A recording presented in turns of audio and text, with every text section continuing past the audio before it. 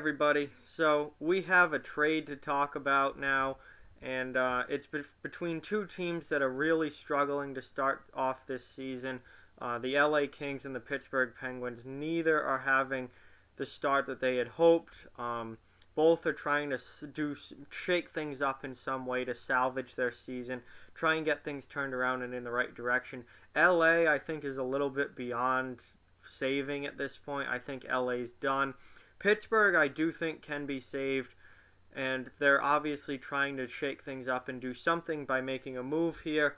But to be honest with you, I don't really get this trade at all. It doesn't make a whole lot of sense to me for either team. I don't understand what they're trying to do here. So it was a straight up 1-for-1 trade. Pittsburgh acquired Tanner Pearson from LA. LA got Carl Hagelin from Pittsburgh. So what is this doing here? This is not helping either team, really. There's no drastic difference here. Basically, Pearson's 26, Hagelin's 30. Age isn't a big deal in this. This isn't an age thing. It's not like they're getting a young star or something. Age isn't a huge deal in this. Both guys are underperforming, having lousy seasons. Tanner Pearson in 17 games with the Kings this season has 0 goals. Has not scored yet. 1 assist, so only 1 point in 17 games. Hagelin, not much better in Pittsburgh, 16 games, 1 goal, 2 assists for 3 points. So both guys are extremely underperforming this year, and not off to good starts at all. Last season, their numbers weren't spectacular either. Pearson, in 82 games in LA last year, he had 15 goals and 25 assists for 40 points. That's not terrible, but it's not anything spectacular. Hagelin, in 81 games with Pittsburgh, had 10 goals, 21 assists for 31 points. They're third-line wingers. That's it. They're third-line wingers. Nothing more, nothing less. Both of these guys, I'll say this right now, I think both of these guys are extremely overrated players. I've never seen what the fascination with either of these players are. Tanner Pearson has scored 20 goals in the NHL one season, one time. Carl Hagelin has scored 20 goals in a season 0 times. He has never been a 20-goal scorer in the NHL. I do not understand the fascination with these players. They are not good players. They are extremely average. They don't produce well offensively. They're not physical guys. They don't, contribute in another way more than that. They're both just extremely overrated players, and I have no idea what this trade is supposed to do for either of these teams. They're not difference makers. Neither of these guys are difference makers. They're not going to change anything for their teams. I understand that Pittsburgh is trying to make a move here, and Pearson is somebody that has shown some flashes of goal-scoring ability. And the thinking for Pittsburgh here has got to be that if you get Pearson the hell out of LA, which cannot score goals for shit, LA cannot score goals. If you get Pearson out of LA and put him with a decent center, a Malkin or a Crosby, maybe he'll start to produce. That's got to be the thinking here for the Penguins, is that if you put him with a good center, he will produce. But he's only scored 20 goals once. He only had 15 goals last season. He's never been a huge point producer. And Carl Hagelin, I don't know. I mean, Pittsburgh, I think, wanted to move on from Hagelin. I don't know what this does for LA. I have no idea why LA would take on Hagelin. He doesn't make them any better.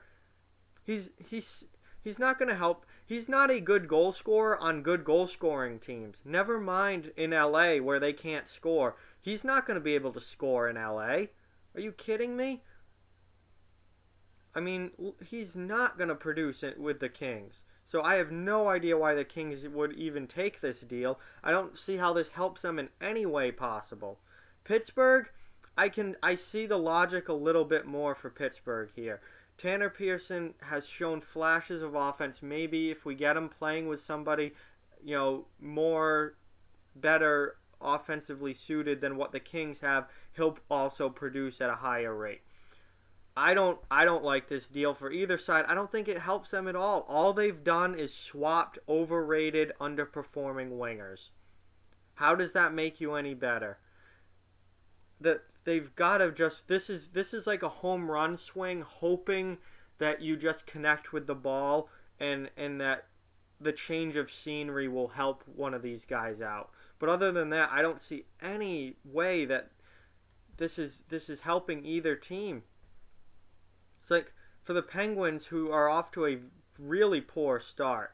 It's like, congratulations, you got rid of Hagelin, but you've brought in somebody with 1 point this season. And if you're LA, this makes no sense to me from an LA perspective. I have no idea what they're trying to accomplish here. It doesn't do anything for them.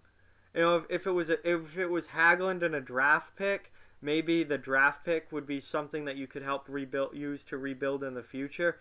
But it's a 1-for-1 Pearson for Hagelin. I don't see it making any team better, but sure as hell not the Kings. I have no idea what this does for the Kings. For Pittsburgh, I think it's a long shot at best. You have to hope that Pearson can just find chemistry with one of your centers and start to put the puck in the net. But he didn't do it last year. He only had 15 goals and didn't do anything in the playoffs.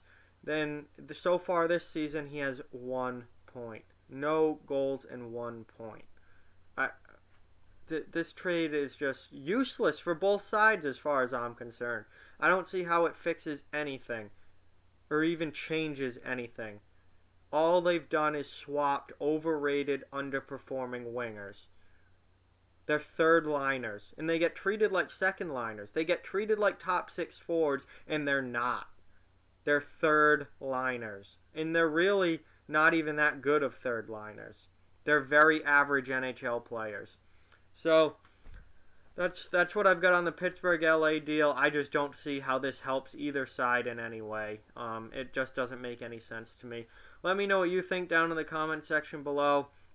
Like, comment, share, subscribe, follow on social media. Check out offthewallhockey.com. All those links are down in the description. If you'd like to further support Off the Wall Hockey, the link to our Patreon is also in the description. Keep spreading the word about this channel. Let's keep this thing growing. Thank you very much for watching. Hope you enjoyed the video, and I'll talk to you guys soon.